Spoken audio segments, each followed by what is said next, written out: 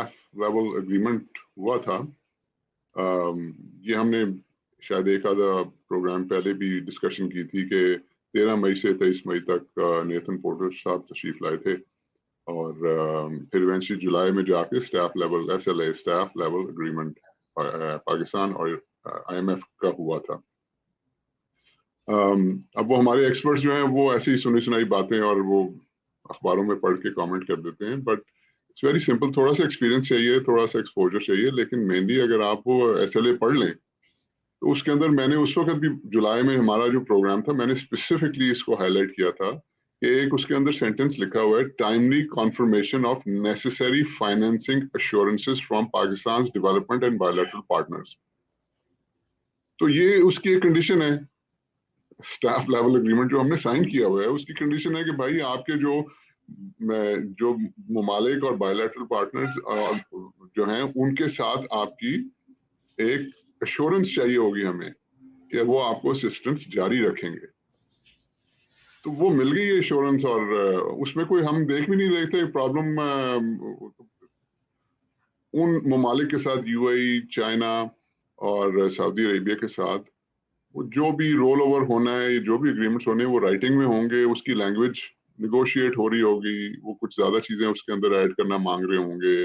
हमारी team as usual वो mafia Shafia मांग रही होगी, जी बस जी जान दो, ना करो। तो वो करके इवेंचुअली अब साइन हो गए एंड IMF को एश्योरेंस मिल गई है। अल्लाह फैसला, ये तो आगे जाएगा। It's pretty much generally speaking SLA जब हो जाता है तो IMF का बोर्ड जो है वो उसको अप्रूव कर देता है। So that's why I said last week भी कि मुझे तो नहीं लगता कोई मसला इसमें। ठीक, बिल्कुल। अच्छा, ये बताइए कि मसला तो बिल्कुल आपने उसकी आइडेंटिफिकेशन की थी। असल में पाकिस्तान में आपको पता है इसके ऊपर इतनी स्पेकुलेशन हो रही थी, तरह तरह की रिपोर्ट्स, और रिपोर्टर्स कहते जी ये तो नहीं हो रहा, ये तो खटाई में पड़ जाएगा। लेकिन बहरहाल अब आप क्या समझते हैं कि ये इससे पाकिस्तान को एक स्टेबिलिटी आगे मिलेगी हारून भाई? ये डील अगर होती है तो मईशत किस हद तक स्टेबलाइज होगी? ये भी एक अहम नुक्ता है, क्योंकि IMF के प्रोग्राम का लार्जर शॉर्ट टर्म तो चले पैसे आ जाएंगे, लेकिन जो स्टेबलाइजेशन जिसे IMF की जबान में भी कहा जाता है, वो किस तरह से फिर आगे, थोड़ा सा ये भी एक्सप्लेन करें नाजरीन के लिए। रजा, देखिए जो गवर्नमेंट का पर्सपेक्टिव है मैं बता देता हूँ। गवर्नमेंट कह रही है जी कि इन्फ्लेशन नीचे आ रही है, अफरात ज़र, उस पर हम अभी बात भी करेंगे। वो कह रहे हैं जी पाकिस्तानी रुपया जो है वो स्टेबल है, तकरीबन उसको 1 साल होने वाला है, इन्होंने स्टेबल करके रखा हुआ है। वो कह रहे हैं जी स्टॉक मार्केट वो ऑलमोस्ट 80,000 के ऊपर है, हाईएस्ट एवर। वो कह रहे हैं जी कि रिजर्व्स आपके स्टेबल हैं, 9-9.5 अरब डॉलर के ऊपर स्टेबल बिल्कुल रखे हुए हैं हमने। वो कह रहे हैं जी इंटरेस्ट रेट जो है वो नीचे जाना शुरू हो गया, 3% 20.5 की पीक से अब 17.5 के, इस पे भी हम आगे बात करेंगे। वो कह रहे हैं जी IMF का प्रोग्राम जो है वो अब एजेंडे पे आ गया, तो होपफुली अप्रूव भी हो जाएगा। वो कह रहे हैं जी रेमिटेंसेस जो हैं वो धड़ाधड़ इंक्रीज हो रही हैं। वो कह रहे हैं जी current account deficit under control है। तो वो कह रहे हैं और हम क्या करें? वो तो बड़ी उनके पास लॉजिक है कि भाई ये मैक्रो इकोनॉमिक स्टेबिलिटी आ रही है, तो और ये आहिस्ता आहिस्ता हमने इसको सही पटरी पर डाल दिया मुल्क को, और अब आगे जो है अच्छी खबरें आना शुरू होंगी। ये है गवर्नमेंट का पर्सपेक्टिव। अब मैं आपको दूसरी साइड का पर्सपेक्टिव बता देता हूँ। वो कह रहे हैं जनाब कि आपका कंज्यूमर कॉन्फिडेंस जो है वो रॉक बॉटम है, one of the worst in history, 30s में जा रहा है। कह रहे हैं जी आपका एक्सटर्नल अकाउंट, आप कह रहे हैं जी आपने 9.5 अरब डॉलर, तो ये 12 अरब तो आपने सिर्फ 3 मुल्कों से लिए हैं अपने रिजर्व्स के ऊपर रखवाने के लिए। तो ये तो मांगे तांगे वो उतने भी नहीं है, उससे भी कम है जो मांगे हैं। 12 अरब जो है उसके आप 9.5 अरब जो है आपके पास बचे। तो एक्सटर्नल अकाउंट फ्रेजाइल है। कह रहे हैं जी इन्वेस्टमेंट आपकी हिस्टोरिक लो के ऊपर है, GDP का रेशो से 1971 से भी कम है। वो कह रहे हैं जी FBR आपके जो टैक्स कलेक्शन है वो पहले 2 महीने में तकरीबन 100 अरब रुपए की जो है वो डेफिसिट है बजट से। जी। प्राइवेटाइजेशन का हाल देखें आप, एक अदारा प्राइवेटाइज नहीं कर सके। जो आप PIA का लारा लगाया था उसका भी अभी तक कोई पता नहीं क्या हो रहा है। کہہ رہے جی آپ کا جو اپروچنگ 30% آف فارن ڈیٹ آپ کا چائنا کے ساتھ ہے جس کی ریسٹرکچرنگ ہونا بہت ضروری ہے, وہ بھی لمبو میں ہے, اس کا بھی کوئی خبر نہیں آ رہی کہ کیا اس کے بارے میں ہو رہا ہے. انرجی سیکٹر میں بیڑا غرق ہوا ہوا ہے, آپ کو پتہ ہی ہے کہ وہ کہاں تک پہنچ گئی ہے, وہ 76 روپے تک پہنچ گئی ہے پر یونٹ.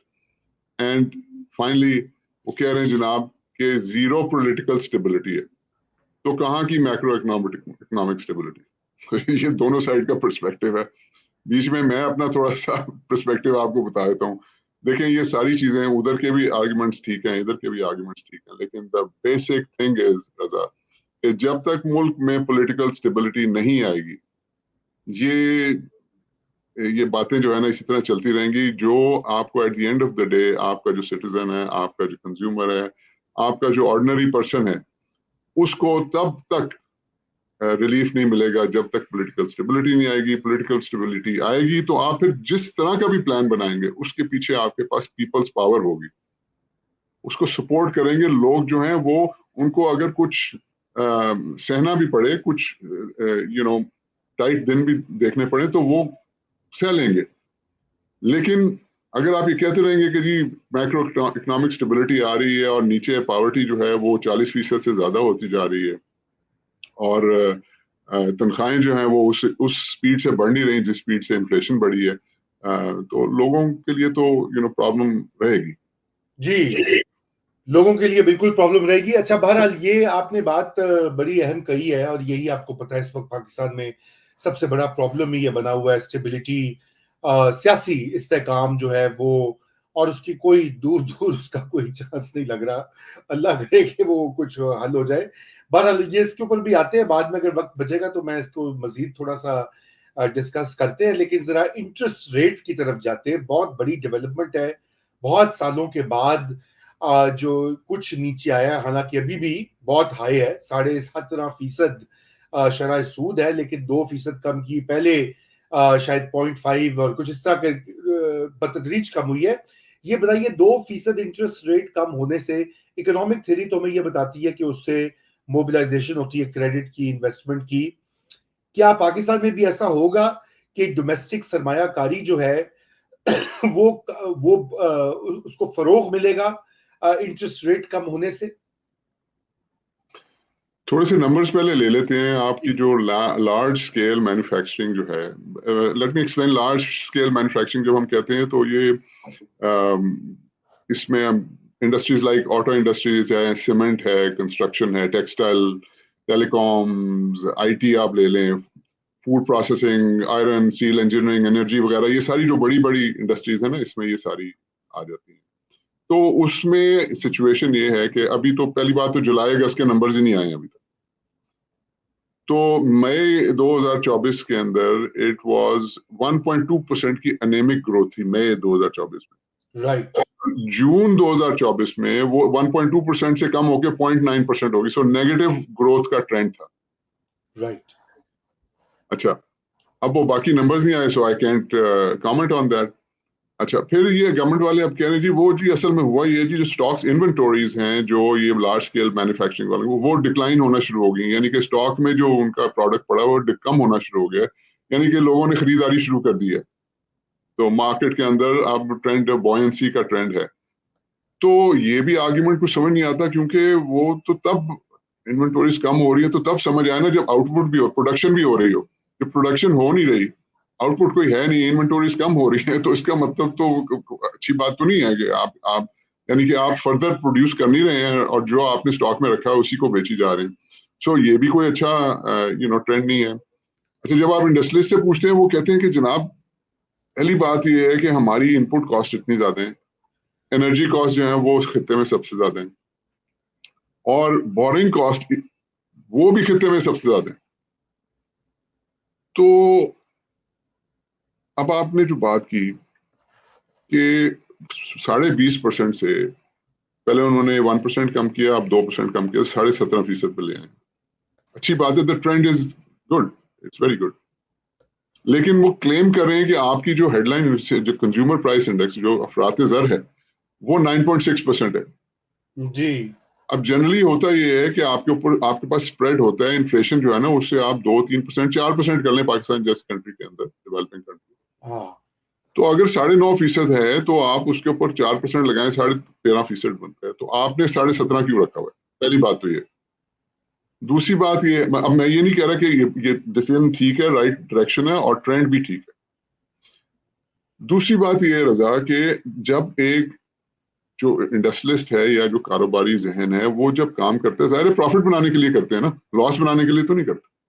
صحیح. اب ایک جنرل میں آپ کو دیتا ہوں, اس میں بہت سارے فیکٹرز ہوتے ہیں لیکن بہت ایک جنرل سمجھانے کے لیے کہ انڈسٹریلسٹ اپنے ذہن میں رکھتا ہے کہ بھائی مجھے 15 سے 20-25% تک ریٹرن آنی چاہیے تو مجھے انسینٹیو ملتا ہے کہ میں کام کروں. ٹھیک ہے جی. اب اگر وہ اس کا بزنس اس کو لیٹ سے 25% ریٹرن دے رہا ہے, اس میں سے وہ 17.5% بینک کو دے دے تو اس کے بعد 7% بچے گا, اس کو کیا انسینٹیو ہے کام کرنے کا؟ یہی نقطہ ہے نا, یہی تو پرابلم ہے. بالکل.